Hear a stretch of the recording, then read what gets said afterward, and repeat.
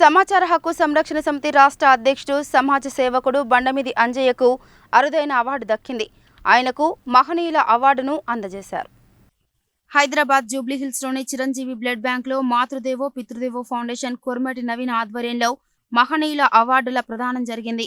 ఈ అవార్డును Indian revenue service assistant commissioner Sandeep, ప్రపంచ రక్తదాత సంపత్ కుమార్ చేతుల మీదుగా నల్గొండ జిల్లా కనగల్ మండలం బండమిదిగూడెం గ్రామానికి చెందిన సమాచార హక్కు సంరక్షణ సమితి రాష్ట్ర అధ్యక్షులు సమాజ సేవకుడు బండమిది అంజయ్యకు మహనీయుల అవార్డును అందజేశారు. గత 40 సంవత్సరాలుగా అలుపెరగని పోరాటాలు చేస్తూ త్రాగు సాగునీటికై సొరంగం తవ్విపెట్టు, నల్లగొండకు బువ్వపెట్టు అనే నినాదంతో ఫ్లోరైడ్ రహిత నీటి కోసం గల్లీ నుంచి ఢిల్లీ వరకు అనేక రకాల పాదయాత్రలు, నిరసన కార్యక్రమాలు, ఉద్యమాలు, నిరాహార దీక్షలు చేసి నీటి సాధనకై జలసాధన సమితిలో కీలక పాత్ర పోషించారు.